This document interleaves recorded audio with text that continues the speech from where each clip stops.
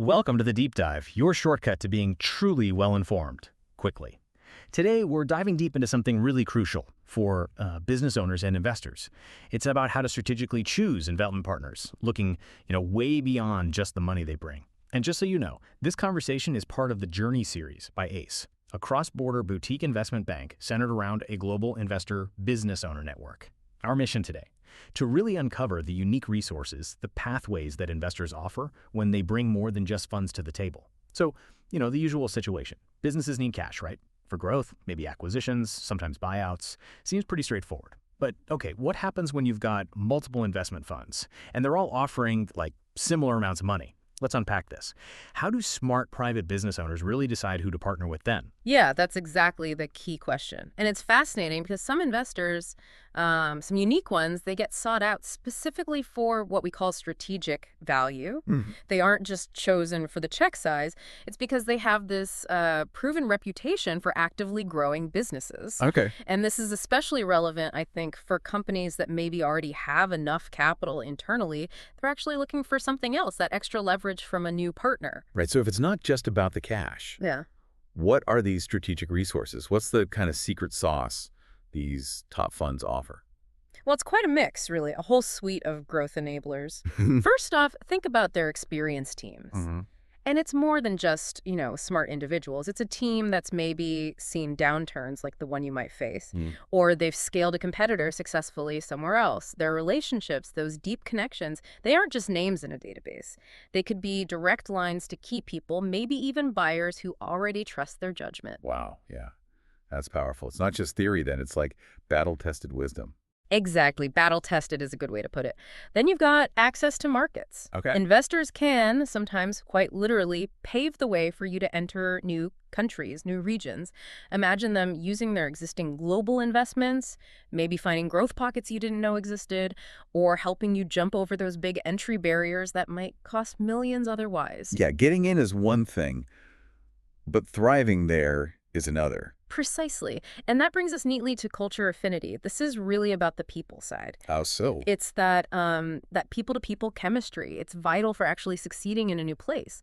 Even the huge global funds, they now get that you need a tailored sort of domestic approach. You have to respect the local way of doing things. Because if that cultural fit isn't right, well, the best strategy often just fizzles out. That makes a lot of sense. What's next on the list? Next is market intelligence.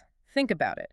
These funds have investments across loads of industries, companies, geographies. So they build up these dynamic information flows. Instead of you spending ages on research, an investor who's already in, say, logistics and e-commerce in Southeast Asia, they might immediately see a hidden opportunity for you or warn you about a regulatory change that's coming because they're already on the ground. That's a huge advantage. Saves time, reduces risk.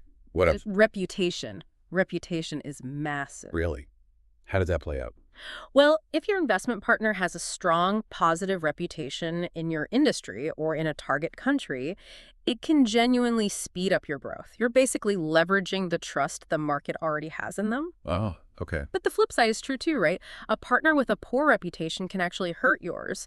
Having that stamp from certain well-respected global investors, that can really elevate a private company, position it well with peers, with future investors. Got it. So it's like a signal to the market. Definitely. And then there are the assets, both intangible assets. Like what? Brands.ip. Exactly. Brand names, intellectual property, maybe crucial know-how, specific technology, software, things that give you an edge. And sometimes even access to tangible assets, think land, property, specialized equipment.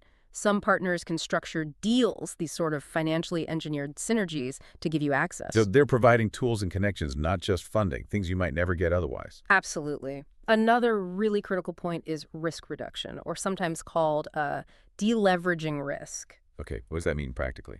It means having long-term patient partners significantly lowers your overall risk profile. They provide stability, they've seen economic cycles, industry shifts, competitive fights. They help you navigate all that. They're not likely to panic. That stability sounds crucial, especially for growing businesses. It is. And finally, something that sounds maybe a bit mundane, but it trips up so many fast-growing companies: business administration. You mean like finance, HR? Yeah, finance, HR, inventory management, supply chains, the basic locking and tackling.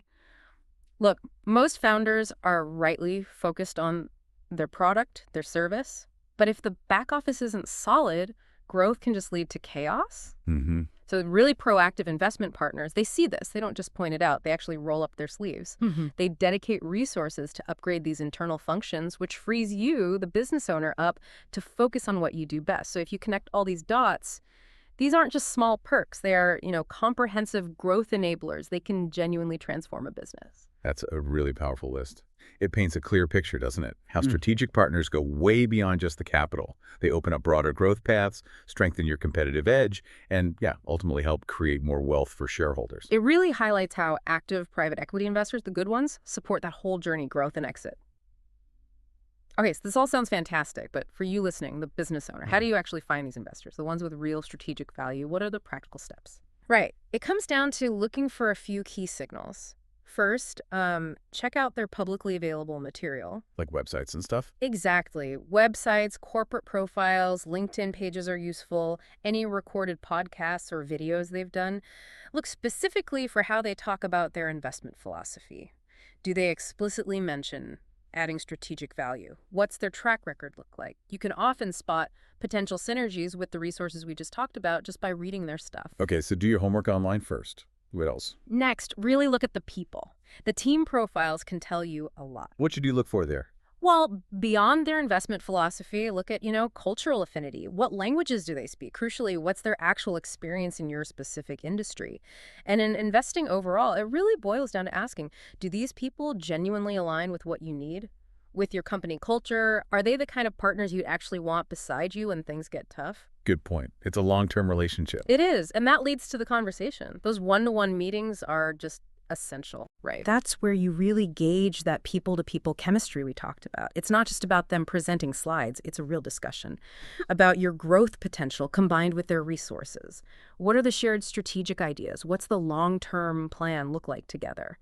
You're hunting for synergens beyond just the numbers. Makes sense. Anything else? Yeah, one more thing.